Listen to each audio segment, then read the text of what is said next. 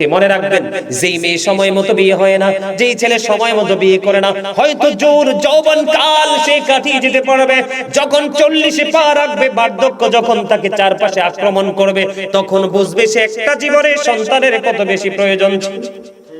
কথা বল না কেন? সময় মতো সন্তানকে বিয়ে দিয়ে দিবেন, পাপ কাজ থেকে বেঁচে যাবে, সমাজ পাপ থেকে মুক্ত থাকবে, আসমানের নিচে জমির উপর পবিত্র থাকবে। বন্ধু, এখানে আরেকটা খারাপ দিক হলো, শুধু যে জিনাকারী ব্যভিচারী যুবক যুবতী জাহান্নামে যাবে এমনটিও নয়, ওই ব্যভিচারীদের সাথে, ব্যভিচারীর সাথে থাকবে এক ধরনের স্বামী। আমাদের দেশে, আমাদের সমাজে এমন কিছু স্বামী আছে, অর্থ থাকার পরেও, পাওয়ার থাকার পরেও বন্ধু বিবিকে মোহরানা দেয় না। যে স্বামী ইচ্ছে করে বিবিকে মোহরানা দিয়ে যায় না, তাকে কাল হাসরের দিন ব্যভিচারীদের অন্তর্ভুক্ত করা হবে। আওয়াজ করে বলেন নাউজুবিল্লাহ। ব্যভিচার যারা অবৈধভাবে মেলামেশা করে, তাদেরকে আগুনের চুলায় নবীকে দেখিয়ে দিলেন। তারপরে হলো বন্ধু রক্তের নদী। কি রক্তের নদী? এই রক্তের নদীর মধ্যে কে রে আছে? ইয়া রাসূলুল্লাহ, এই রক্তের নদীর মধ্যে যাদেরকে আপনি দেখতে পেয়েছেন, এরা হলো পৃথিবীর সুদখোর। আর জোরে কন্যা নাউজুবিল্লাহ। এই হাদিসটা আমি এখানে রাখলাম, এই হাদিসটা রেখে আমি মেরাজে একটু যাব। নবীজি যখন মেরাজে গেলেন, ভাইয়েরা একটু নজর দিয়ে তাকাও। নবীজি যখন মেরাজে গেলেন, মেরাজে যাওয়ার পরে জাহান্নামের দিকে নজর দিলেন, চাইয়া দেখলেন এক একটা মানুষের পেট এক একটা ঘোড়ের মতো বড় বড়। ইয়া রাসূলুল্লাহ, নবীজি প্রশ্ন করলেন, ভাই জিবরাইল, এরা কারা গো? জিবরাইল বললেন, ইয়া রাসূলুল্লাহ, এরা হলো দুনিয়ার সুদখোর। নবীজি বলবে, তাৎক্ষণিকভাবে বলে দিলেন, আমি নবী দেখতে পাইলাম তার পেটের মধ্যে সাপ আর বিচ্ছু ছাড়া আর কিছুই নাই। নবীজি মেরাজে গিয়ে দেখে আসছে। সামর ইবনে জুনদুব রাদিয়াল্লাহু তাআলা আনহু থেকে হাদিস বর্ণিত, নবীজি বললেন, আমি দেখতে পেয়েছি রক্তের নদীর মধ্যে সাঁতার কেটে কেটে আসতে চাই, কিন্তু আসতে পারে না। ও বন্ধু, আমি গবেষণা করলাম, অ্যানালাইসিস করলাম, কেন গো নদীটা রক্তের হলো, রক্ত বর্ণের কেন হলো? আমি আমার থিংকিং থেকে বলতেছি বন্ধু, অনেস্টলি বলতে চাই, আপনারা একটু বিবেচনা করবেন। যেই ব্যক্তি সুদ খায়, সুদের মাধ্যমে আসলে তো টাকা আনে না, আসলে গরিব লোকের, অসহায় লোকের রক্তটা চষে নিয়ে আসে। বুঝেন না বন্ধুরি আমার? আমি আপনাকে বলি, টাকাটা যদি হারাম হয়, খাবারটাও হারাম। খাবার যদি হারাম, দোকান ব্লাডও হারাম। ব্লাড যদি হারাম হয়, কিয়ামত পর্যন্ত সেজদা দিতে পারবেন, লাভ হবে না। আমার নবী বলেছেন, আমার দিকে তাকান, एग्जांपल, সুদখোরের एग्जांपल, দৃষ্টান্ত। নবীজি বলেছেন, তুমি 10 টাকা দিয়ে একটা জামা কিনেছো, 9 টাকা তোমার কি? 9 টাকা তোমার হালাল। কি? 9 টাকা তোমার হালাল, 1 টাকা মাত্র হারাম, সুদের হোক, ঘুষের হোক, জোর জবরদস্তির হোক, যেইটারই হোক। আপনাদের এলাকায় জোর করে জায়গা দখল করে আসেনি? ও বন্ধু, ওই তোরা হলো জালিম। আল্লাহর কোরআনের ভাষায় এদেরকে বলা হয় ওয়াল্লাহু লা ইউহিব্বুজ জালিমিন। এরা হলো জালিম, আল্লাহ জালিমদেরকে ভালোবাসে না, জালিমদেরকে পছন্দ করে না। আমার আল্লাহ বলেছেন, আমার দিকে তাকান, কেউ যদি জোর করে অবৈধভাবে কারো 1 বিঘা পরিমাণ জায়গা দখল করে, আমার আল্লাহ হাবিব, আমার নবী জানিয়ে দিয়েছেন, ওই জালেম দাদা ভাই, ওই জালেমদেরকে নবীজি বলেছেন, প্রস্তুত হয়ে ফিউচারে যাও, প্রস্তুত হয়ে কবরে যাও, তোমার গলার মধ্যে 7টা পৃথিবী ঝুলাই দেওয়া হবে। আল্লাহর পথে শহীদ যারা, উচ্চ তাদের শান, মহান খোদা করেন তাদের মর্জি বানাইয়া সবুজ বরণ পাখি, জান্নাতুল ফিরদাউস বিছে দেন যতরে রাখি, সেথায় থাকি খাই তাহারা জান্নাতি ফলমূল, উড়ে বেড়ায় রয় হামেশা খুশিতে মশগুল। আরে জোরে জোরে বলেন সুবহানাল্লাহ। পাঞ্জাবিও নাই, টুপিও নাই, এর লগেরটা আরো হ্যান্ডসাম। তুমি প্রকৃত হ্যান্ডসাম হবে তখন যখন তোমার মদিনার আলম, তোমার মদিনাওয়ালাকে তোমার সিনায় দাঁড় করাবা। কারণ আল্লাহ বলেছে, আমি ডাইরেক্টলি তোমাদেরকে কিছু দেই নাই, আমি ডাইরেক্টলি তোমাদের থেকে কিছু নিব না, আমি দিয়েছি আমার হাবিবের মাধ্যমে, নিব আমি আমার হাবিবের মাধ্যমে। কাল হাসরের দিন ও বন্ধু, যারা সাচ্চা নবীর প্রেমিক ইমানদার কবরে যাবে, তাদের চেহারা সূর্যের চাইতে আরো গ্লেজি হবে। এই জন্য বললাম, যুবক, তোমরা তো আমার মোবাইলটা আসেনি পকেটে, দেখাই একটু। মোবাইল সবাই চিনেন না, অ্যান্ড্রয়েড সেট। এটার মতন শয়তান এটার মতো অসভ্য, এটার মতো নিকৃষ্ট, এটার মতো পাপিষ্ট। বলে হুজুর এটাকে প্রাণ আসেনি, পাপিষ্ট বললেন কেন? কারণ এটা পাপিষ্টকে আরো বেশি পাপিষ্ট করে তোলে। কথা কন না কেন? আমি আপনাদেরকে বলি, আজকে আমি আপনাদেরকে একটা সত্য মেসেজ দেই। আমরা বন্ধু কতটা নিকৃষ্ট হয়েছি। আল্লাহ কোরআনে বলেছে ইন্নাল কাফিরিনা কানু লাকুম আদুওয়াম মুবিনা। আল্লাহ বলেছেন the heretics are the eternal enemy of the believers. Allah বলেছেন ঈমানদারদের প্রকাশ্য শত্রু হলো বেঈমানেরা। আজকে মুসলমান দাড়িতে খোর লাগায় বেঈমানের কারণে, চুল সুন্নাহ মোতাবেক না কেটে কেউ বানায় তালুটাকে বাবুই পাখির বাসা, কেউ বা আবার এই দুই সাইডকে rail line, digital rail line, ঠিক কিনা বলেন? কেউ বা আবার মাথাটাকে ধান জারার কুলা, আছে না নাই? দেখতে কি এমন মনে হয় না? আবার কেউ বাবার কাটতে কাটতে বন্ধু এখন বর্তমানে শহরে যেই বাড়ির আঙ্গিনা দিয়ে ড্রেন চলে যায়, এই মাথা থেকে এই পর্যন্ত মনে হয় যে ডিজিটাল ড্রেন করেছে। কথা বলেন। এরপরে বন্ধু আসেন আরেকটা জায়গা হলো অত্যন্ত লজ্জাস্কর বিষয়। আমার বাংলাদেশের যুবকেরা এখন যে রেডি প্যান্ট গুলো পরে, বিশেষ করে জিন্স প্যান্ট, এটা বুখারী শরীফের মধ্যে এসেছে। আমি আগে পরে ব্যাখ্যা করব। বুখারী শরীফের মধ্যে এসেছে ওই প্যান্টটা যে পরবে তার নামাজ রোজা কোনো কিছু হবে না, তার এই প্যান্টের কারণে তার ঠিকানা হবে জাহান্নাম। জোরে জোরে বলেন নাউজুবিল্লাহ, আরো জোরে বলেন না নাউজুবিল্লাহ। আমি কোট করে প্রমাণ দিয়ে বলবো, কোরআন থেকে প্রমাণ দিব যুবক ভাইয়েরা, যে জিন্স প্যান্ট তোমার জন্য বৈধ না। কারণ তুমি হলো ঈমানদার, তোমার মর্যাদা সর্বোচ্চ পর্যায়ে, আর যাকে তুমি ফলো করছো তিনি হলেন সৃষ্টির মধ্যে সবচেয়ে নিকৃষ্ট। কথা কয় না কেন? আরো জোরে। তুমি বেঈমান কাফেরের অবন্ধু অপসংস্কৃতির চর্চা তুমি করছো, নিজের ফিউচারকে অন্ধকারাচ্ছন্ন করে দিচ্ছ, ব্রাইটনেস জায়গা থেকে তুমি ঘোর অন্ধকারের দিকে চলে যাচ্ছ। অবন্ধু এই জন্য আমি বলবো সমষ্টিগতভাবে আপনাদেরকে একটু জাহান্নামের সবচেয়ে বেশি কম আযাব, জাহান্নামের সবচেয়ে বেশি কম আযাব হলো আগুনের এক জোড়া জুতা। নাউজুবিল্লাহ বলবেন না? এটা কি পৃথিবীর আগুনের মতো? এটা কি পৃথিবীর আগুনের মতো? জাহান্নাম থেকে বন্ধু এক জাররা পরিমাণ, সরিষা পরিমাণ আগুন উঠিয়েছিলেন। উঠানোর পরে একটা গভীর সমুদ্রে 70 বার ধুয়ে উঁচু পাহাড়ের মধ্যে যখন রাখলেন, তারপরেও পাহাড়কে জ্বালিয়ে পুড়িয়ে নিশ্চিহ্ন করে ওই জাহান্নামের আগুন আবার জাহান্নামে চলে এসেছে। ওই জাহান্নামের আগুনটা এত ভয়ঙ্কর হবে বন্ধু, আগুনের এক জোড়া জুতা বন্ধু পরিয়ে দেওয়া হবে মাথার মগজটা। কুরবানি ঈদের দিনের মতো কোন বাড়িতে অনুষ্ঠান হলে বড় পাতিলে যেমনি করে গোশত টকবক করে উঠরায়, বিভিন্ন ভোজের আয়োজন করলে যেমনি ভাবে পাতিলের মধ্যে গোশতের আওয়াজ, উত্রানের আওয়াজ শুনতে পান কিনা, ওটার চাইতেই বন্ধু ভয়ঙ্কর হবে ওই যে গোশতের মাথার মগজটা উতরাইতে থাকবে। ওই যে বলেছি যুবক, ও ভবানীপুর গাগটিয়ার আমার ভাই, আমার বাবার হৃদয় খুলে শোনো, এই যে আমার মুরব্বি দাদা ভাই, তাদের আমলনামা মোটামুটি ভারী আছে, কিন্তু তোমাদের আমলনামা পুরোপুরি হালকা। কারণ এই মুরব্বিদের অন্তর আল্লাহ নবীর প্রেমে ভরা, আর বর্তমান যুবক যুবতীদের অন্তর বন্ধু 100% মরা। একমত হতে পারলেন না? আল্লাহ রাসূল তো আবার বলছে আল হাক্কু মুররুন, হক কথা নাকি তিতা। এই কারণে তারা সবাই জিটা ভালো করে কয় না। কাকা খেয়াল করছেন নি? হ্যাঁ ভুল বলছি?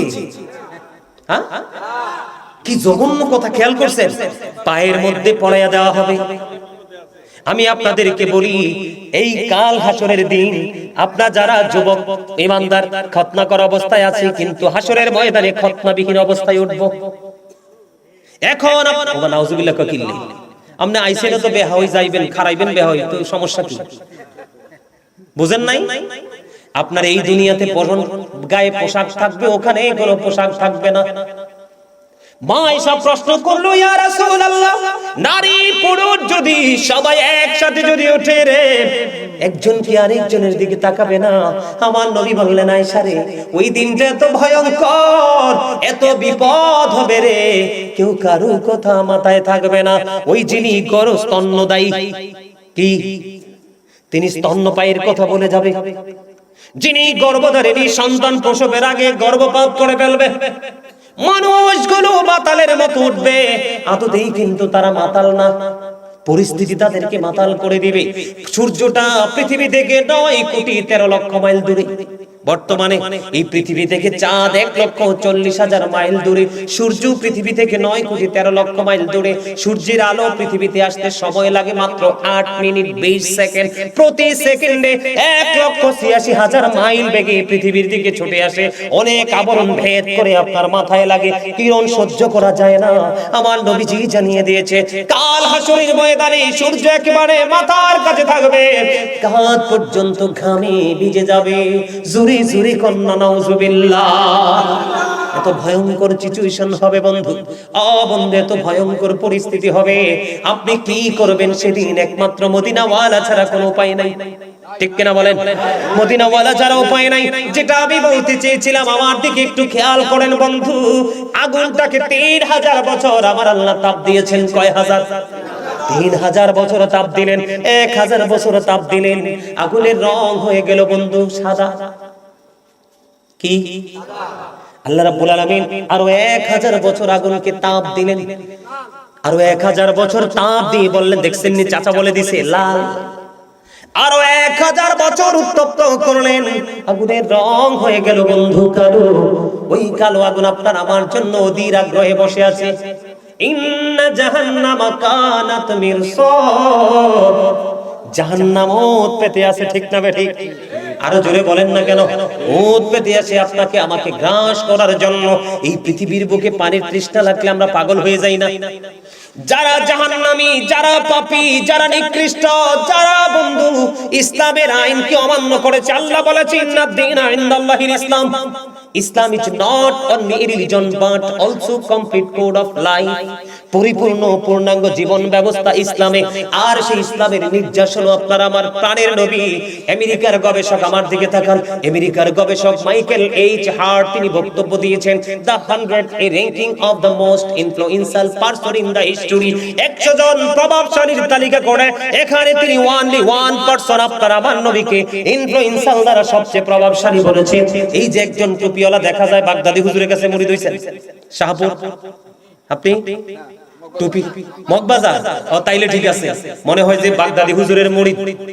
ডক্টর আহমদ পেয়ারা বাগদাদি পীর সাহেব কেবলা, তিনি চিনেননি, নাম শুনছেননি? জবরদস্ত আল্লাহর ওলি ছিলেন। এত কিতাব লেগেছে ইংলিশে যেগুলো যেই কোনো আলেম পড়তে পারবে না। ওনার খেদমত হয়েছে বেশি বন্ধু, ইহুদি নাসারা মুসলমান হইছে। তিনি অসংখ্য কিতাব লিখেছেন ইংলিশে, বিভিন্ন উর্দুতে, বাংলা, আরবি, ইংলিশ ট্রান্সলেশন করে অনেক কিতাব লিখেছেন।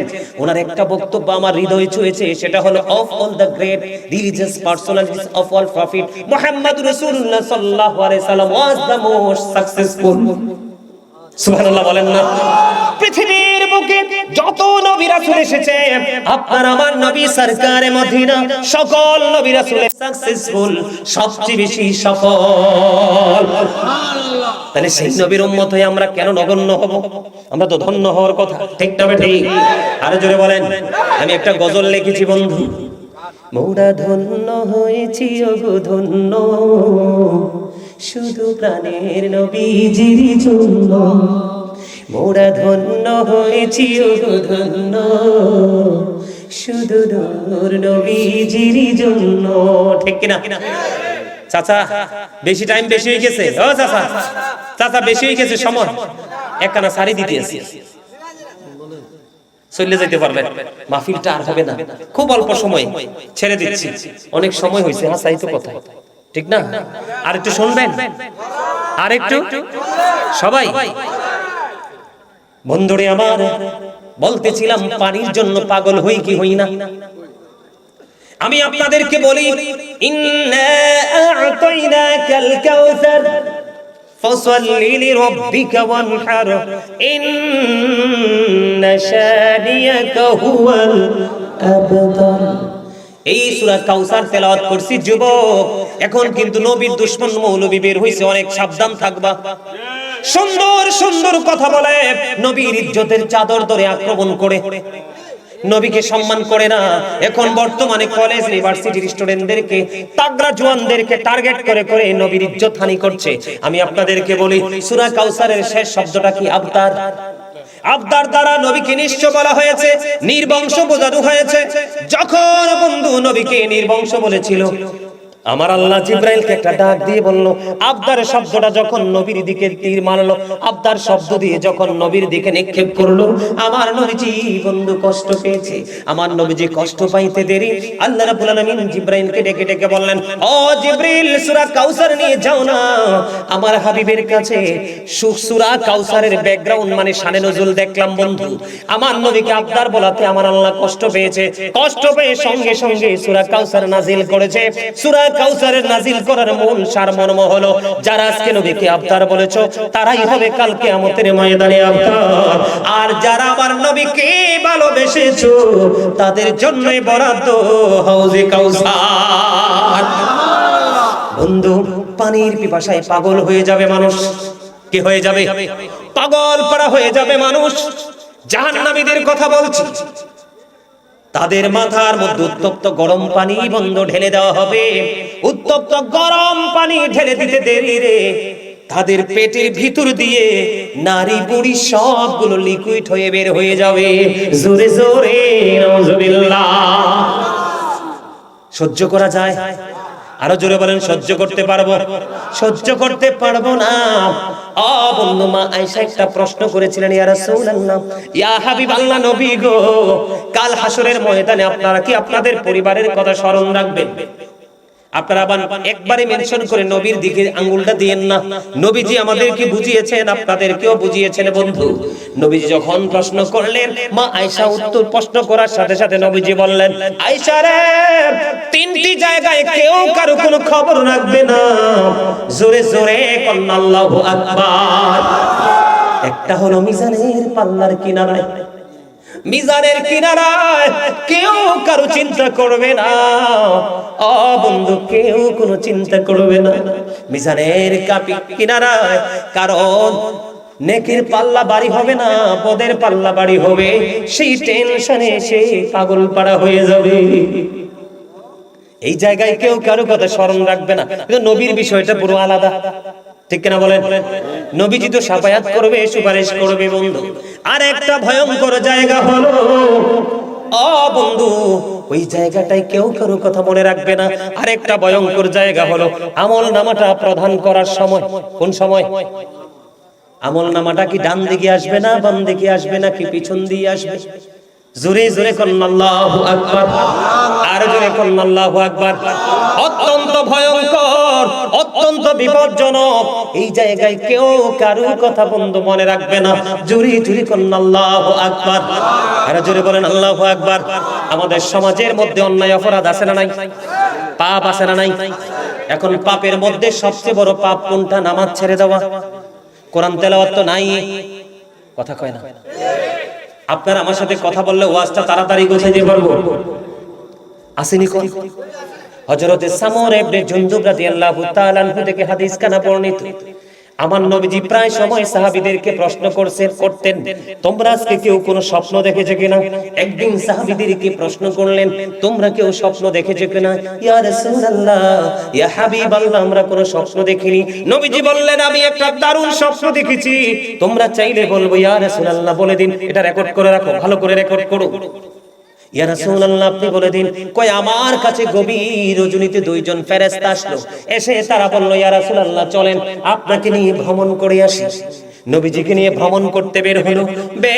বের হওয়ার পরে যাইতে সময় হঠাৎ করে প্রতিমধ্যে দেখতে পাইলেন একজন ব্যক্তিকে আরেকজন কঠিন ভাবে পাথর নিক্ষেপ করতেছে। পাথর নিক্ষেপ করার সাথে সাথে মাথাটা ভেঙে চৌচির হয়ে যাচ্ছে। ওই যিনি পাথর মারতেছেন তিনি পাথরগুলো কুড়িয়ে আনতেছেন। কুড়িয়ে আনতে গিয়ে দেরি হতো। উনি পাথরগুলো কুড়িয়ে আনার পরে চাইয়া দেখতেন তার মাথাটা আবার পুরো ইনটেক হয়ে আছে। আল্লাহু আকবার বলেন না? খেয়াল করবেন, গভীর মনোযোগ। এবার ওই ফেরেশতাদেরকে আমার নবী প্রশ্ন করলেন, ও ফেরেশতারা বলে না, এই লোকটাকে কেন বা তার মাথা ভেঙে দেওয়া হচ্ছে? আশ্চর্যভাবে আবার মাথাটা জোড়া লেগে যাচ্ছে, আবার ভেঙে দিচ্ছে, কন্টিনিউ চলতেছে। ফেরেশতারা বলতেছে, সুবহানাল্লাহ ইয়া রাসূলুল্লাহ, সামনের দিকে চলুন। উত্তর কিন্তু পরে দিবে। এবার সামনের দিকে চলতে লাগলেন। আমার দিকে তাকান। দ্বিতীয় সেকেন্ড টাইম যায় দেখলেন একটা লোক এইভাবে গদির মধ্যে একটা চিত হয়ে শুয়ে আছে। আপনাদের অনেক গদিঘর আছে না? মানুষকে দেখেন না, এইভাবে চিত হয়ে একটা মানুষ বন্ধু শুয়ে আছে। শুয়ে যখন আছে তখন আরেকটা লোক লোহার আকড়া দিয়ে, কি দিয়ে ধরেন, সোজা কথা কাঁটাযুক্ত চিরুনি, এটা দিয়ে বন্ধু আমার দিকে তাকান, এদিক থেকে টান দিচ্ছে বন্ধু, এই পর্যন্ত চামড়াটা ছুলে যাচ্ছে, এই দিক দিয়ে চলতেছে, ওই দিক দিয়ে জোড়া লাগতেছে, এই দিক দিয়ে চলতেছে, এই দিক দিয়ে জোড়া লাগতেছে, এইভাবে চলতেছে আর জোড়া লাগতেছে। নবীজি প্রশ্ন করলেন, এরা কারা, কেন এই অবস্থা? ইয়া রাসূলুল্লাহ, সামনের দিকে চলুন। এবার নবীজি সামনের দিকে হাঁটতে শুরু করলেন। হাঁটতে হাঁটতে সামনে গিয়ে দেখলেন আরেকটা দৃশ্য। যাইয়া দেখলেন তিনি বিশাল একটা আগুনের চুলা, এটার দিকে নজর দিয়ে চাইয়া দেখলেন উলঙ্গ নারী পুরুষগুলো জ্বলতেছে, চিৎকার করতেছে, এত বিকট ভাবে শব্দ শোনা যায়। নবীজি বললেন, এরা কারা? নবীজিকে ফেরেশতারা বললেন, ইয়া রাসূলুল্লাহ, সামনের দিকে চলুন। আবার তিনি সামনের দিকে চলতে শুরু করলেন। চলতে চলতে সামনের দিকে গেলেন। এবার তিনি সামনের দিকে যাইয়া দেখলেন বন্ধু একটা রক্তের নদী। নাউজুবিল্লাহ বলেন। এই পাপটা মানুষ বর্তমানে বেশি করে। রক্তের নদীর মধ্যে একটা লোক সাঁতার কেটে কেটে কোলে আসতে চায়, পারে আরেকজন পাথর নিয়ে দাঁড়িয়ে আছে, এত বিকট ভাবে পাথর নিক্ষেপ করতেছে বন্ধু, আসতে চায় আসতে পারে না। এরা কারা? নবীজিকে বললেন, ইয়া রাসূলুল্লাহ, সামনের দিকে চলেন। এবার সামনের দিকে গেলেন। যাইতে যাইতে সামনের দিকে গিয়ে দেখে, ও বন্ধু, কালো কুচ্ছিত একজন লোক দেখা যায়, তিনি শুধু আগুনটাকে উত্তপ্ত করতেছে। জোরে জোরে নাউজুবিল্লাহ। এরা কাইটা কি, এটা কি, এরা কি? ইয়া রাসূলুল্লাহ, সামনের দিকে চলুন। যাইতে যাইতে সামনের দিকে বন্ধু গেলেন। যাওয়ার পরে দেখলেন এমন একজন ব্যক্তি, বিশাল একটা গার্ডেন, ফুলের বাগান, ওনার জমিনে ওনার পা মনে হয় আকাশে, ওনার মাথা, ছোট ছোট বাচ্চাগুলো এখানে। এরা কারা? ইয়া রাসূলুল্লাহ, সামনের দিকে চলুন। যাইতে যাইতে যাইতে যাইতে আবার এক শহরে গেলেন। ওই শহরের মধ্যে যাইয়া দেখলেন ইটগুলো স্বর্ণ রূপা দিয়ে বাঁধানো। সুবহানাল্লাহ বলেন না? হেও, আমার নবীজি বলছে মুসল্লিরা বিরক্ত হইলে ওয়াজ করা যাবে না, বন্ধ করে দিতে হবে। আপনারা কি বিরক্ত নাকি আমার কথায় বেশি মনোযোগ? কোনটা মনোযোগ? সত্যি তো? আলহামদুলিল্লাহ। কোরআন না দিলেন, দেখলেন এত সুন্দর, সেটা হলো জান্নাত। সুবহানাল্লাহ বলেন না? এবার নবীজি বললেন, আমি এখানে থেকে যেতে চাই, আমি এখানেই থাকবো। ফেরেশতারা বললেন, ইয়া রাসূলুল্লাহ, ইয়া হাবিবাল্লাহ, নবী গো, ও প্রাণের নবী, এখনো তো আপনার এখানে আসার সময় হয়নি, সময় হইলে আপনি তো এখানে আসবেন। হাদিস শরীফ দ্বারা প্রমাণিত, আমার নবী সর্বপ্রথম জান্নাতের করণারা দিবে। মালাক ফেরেশতা প্রশ্ন করবে, রিদওয়ান ফেরেশতা প্রশ্ন করবে, আপনি কে? আমি হলাম দু জাহানের বাদশা, আপনার সম্পর্কে আমাকে আগে ইনফর্ম করা আছে। ইয়া রাসূলুল্লাহ, প্রবেশ করুন। নবীজি জান্নাতে প্রবেশ করবেন, ফার্স্ট টাইম যেটা হবে, প্রবেশ করবেন। হাদিস শরীফের মধ্যে এসেছে, এত বিশাল একটা দল ওই লাইনে থাকবে, পৃথিবীর নবীর প্রেমিকেরা। ও বন্ধু, এরা হবে পৃথিবীর গরিব গরিব মানুষ। সুবহানাল্লাহ, আরো জোরে বলেন না সুবহানাল্লাহ। এই জন্য আমি প্রায় সময় বলি, the rich are not always happy, ধনীরা সব সময় সুখী নয়। The poor are born to suffer, গরিবরা জন্মগ্রহণ করেছে দুঃখ ভোগের জন্য। ঠিক কি না বলেন? গরিবরা জান্নাতে বসবাসের বয়স 500 বছর হয়ে যাবে, আর বড় লোকেরা হিসাবের মধ্যে থাকবে। আল্লাহু আকবার বলেন না? এবার নবী গো, এখানে থাকা যাবে না, চলে যেতে হবে। নবীজি বললেন, চলে যাব, ভালো কথা, প্রস্থান করব, ভালো কথা। সত্যি মজা লাগে না? মজা লাগে শুনতে, মনটা চায়নি? সবার চায়। আর শুনছেন এই ওয়াজ? আর শোনেন নাই? আরো থাকলে আরো মজা পাবেন, হয়তো দুই একজনে শুনছেন আমার ওয়াজ। আচ্ছা, ঠিক আছে।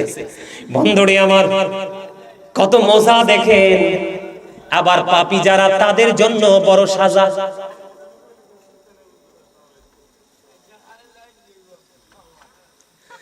এবার কি করলেন? চলে যাব, ভালো কথা, কিন্তু যে দৃশ্য দেখেছি সেটার প্র্যাকটিক্যাল রূপ দেখতে চাই।